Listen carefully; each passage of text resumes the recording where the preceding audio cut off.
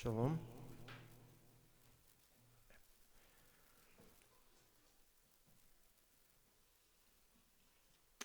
Šodien vēlos padalīties par mūsu sadarbību ar tīro patiesības garu, kas mums ir sūtīts. Vai kā citur teikts, vai tad jūs nezināt, ka patiesības gars mīt jūsos? Tad viņš cilvēkā jau mīt. Taču īstenībā tā ir Dieva dāvana, kas mums ir dota. Īstenībā mums būtu jāiemācās to apjaust, ka tā tas ir, ka mums Dievs ir kaut ko dāvinājis. Un censties dzīvot ar to, ko Dievs mums ir dāvinājis. Tas ir patiesības gars. Ja reiz šo kādā salīdzinājumā teica, ka debesu valstība līdzinās laukam, kurā var uziet dārgumu. Mēs par to runājam, man liekas, iepriekšējā reizi. Un kāds atdod par to visu.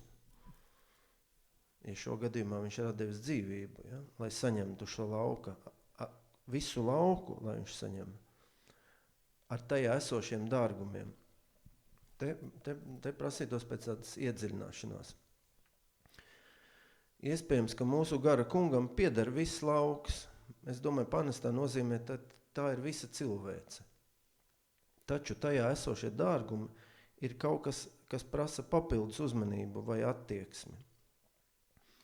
Lūk, šī papildus uzmanība tiek veltīta tiem, kas pēc tā kunga jautā. Tātad dārgumi izraisa papildus uzmanību no tā kunga puses, jo šie dārgumi, te domāti visticamāk mācekļi, ja, viņi vaicā pēc šī kunga. Viņi cenšas attīrīties un viņi to svēto garu, kas jau oriģināli cilvēkā it kā būtu jau, kas kā dāvana ir piešķirta cilvēkam, bet viņi šo savu esošo stāvokli vai dzīvē, kā lai saka, apputējušo stāvokli cenšas attīrīt, lai patiešām varētu kļūt par tādiem dārgumiem. Protams, ja skatījāmies no cilvēciskā viedokļa dāvanu, ja patiesību garu, kas sasniedz tavu un manu garu, tā dāvana ir lielāka, nekā mēs to esam pelnījuši. Dievs dod vairāk, nekā mēs spējam, kā lai to saka, nekā mēs pelnam. Ja? To es pilnā mērā, piemēram, varu pateikt par sevi. Ja? Dievs noteikti mani vīl vairāk, nekā es viņu. Tas ir skaidrs. Tas mums jāmēģina saprast. Es par sevi varu pateikt, ka es viņu respektēju. Ja? Viņš mani disciplinē, tas, ko es esmu sapratis. Viņš mani disciplinē. Un es šīs attiecības uztveru kā pienākumu labā nozīmē. Pa sevi runājot. Ja? Es kā jau, protams, daudz es cīnos ar dažādām vājībām, slinkumu un tā tālāk. Ja? Taču viena zina droši. Ja un kad un cik es pievērsīšos tam kungam, es saņemšu daudz vairāk no viņa, nekā pēc manām domām es būtu pelnījis. Es vairāk saņemšu. Ja? Un kas ir svarīgi, kas ir ļoti svarīgi, ka Dievs rada manī vēlmi būt labākam. Jo, kā mēs saprotam, tieši ar vēlmi arī viss sākās. Un ja Dievs ir spējīgs caur garu radīt šo vēlmi, tad turpinājums jau ir vienkāršāks, jo es vēlos izpildīt bauslību labāk, ja? Kaut ko es varētu izdarīt labāk un kārtīgāk. Es varu mēģināt saprast, ja šo sūtīto mīlestību starp cilvēkiem, es varu uzlabot savstarpējās attiecības ar cilvēkiem. Bet mums jāsaprot, ka Dievs kā dāvanas veidā mums sūta šo garu. Ja šo upuris ir tas, kas ir palīdzējis izlīdzināties un mums saņemt šo dāvanu. Un tad, ja es ar šo dāvanu, kā lai saku, ja es viņu vienmēr paturu prātā, jeb pat tuvojos šim patiesības garam, tad man atverās arī visi citi ceļi. Un ja šo, kā ir pateikts, kameņi pridaknavieņi, klupšana, saka, piedaudzības, var sakot, akmens, uz kura tu vari paklupt, bet akmeni, uz kur arī faktiski tu varētu arī pakāpties. Ja? Jo tu vari uzbūvēt savu namu ar šī akmeņa palīdzību. Tātad, ja šo jau pats par sevi ir pateicis, ka tas nav tik vienkārši, mūsu uzdevums ir saprast īstenībā, kas Ješua ir, un te nāk parīgā arī viņa paša sevis raksturojums. Tātad nav tik vienkārši atrast to centru, jeb viņa sūtīto patiesības garu, kuram mēs varētu tuvoties tādā veidā paši attīroties, un tad arī mums visa tā gaisma izlīst gan par personīgo dzīvi, gan par attiecībām ar saviem brāļiem un māsām un cilvēkiem vispār, gan arī par Dieva atstātām pamācībām. Te var pieskaitīt arī bauslību, ja vēlaties. Ja? Tad tas ir gars, ar kuru mēs esam kopā, jeb ar kuru Dievs aicina mūs būt kopā, šis patiesības gars. Ja? Nu, lūk, daļa no šīs dienas tēmas vispār varētu saukties, kā tuvoties garam, kā sadarboties, kā uzticēties un tā tālāk. Protams, ir cilvēki, kurus visaugstākais apmeklē ciešanu brīžos vai smagu slimību laikā. Parasti tas ir ļoti brīnumaini, neparasti un negaidīti. Taču atstāja ļoti spēcīgu iespaidu. Cilvēks, ja ir spējīgs, bieži dodas jaunatklātās atziņas virzienā un izmaina savu dzīvi. Taču es vairākās vietās rakstos redzu arī vienkāršas un saprotamas domas un ieteikums mūsu ceļam pretim patiesības garam. Un būtu labi, ja mēs varētu uzšķirt 34. psalmu.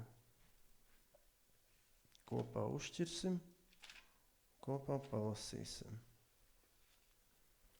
5. pants, 34. psalmā.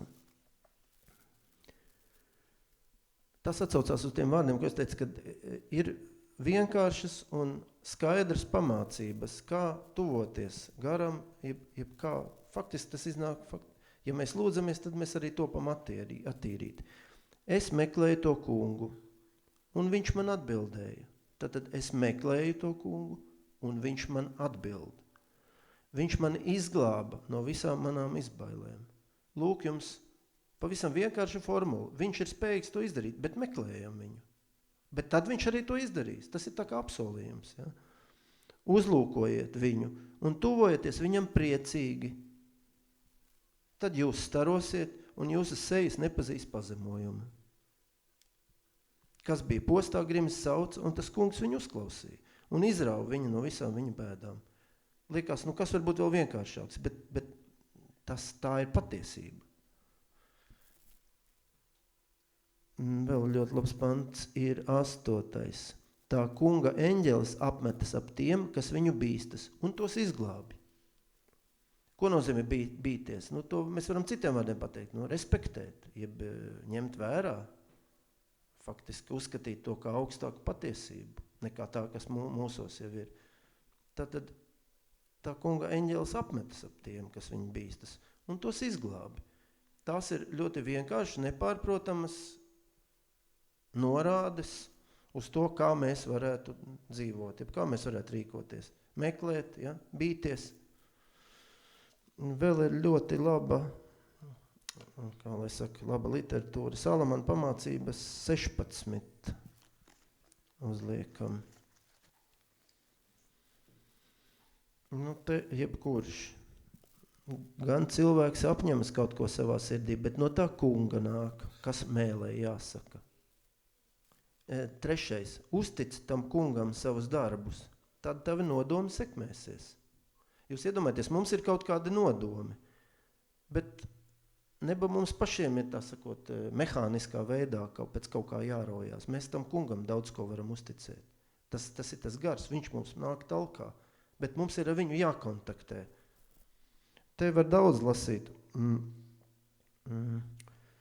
Es domāju, šī manas tās runas nav pārāk garas, bet šoreiz es arī tā kā nobeigšu ar to, kas rakstīts Salamana pamācībās. Šī 16. nodaļa ļoti, ļoti noderīga, ļoti pamācoša, un kas ir interesanti, pietiekoši vienkārša, lai mēs sevi nemocītu, un, kā jau šo arī ir teicis, mana nasta ir viegla.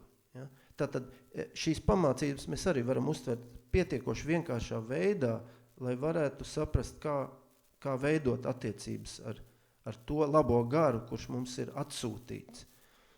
Nu, lūk, un šeit ir, protams, ir arī, kā lai to pasaka, ir arī brīdinājumi, piemēram, 16. nodaļa, Salamana pamācības 18.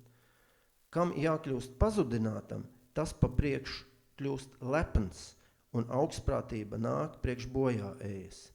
Iedomājieties, ja mēs katrs varētu pieķert sevi tādā elementā, ka mēs kļūstam lepni, ja, vai kaut kādā ziņā augstprātīgi, tad kam jākļūst pazudinātam, ja, tas pa priekšu kļūst lepns. Diezgan spēcīgi teikts, ja.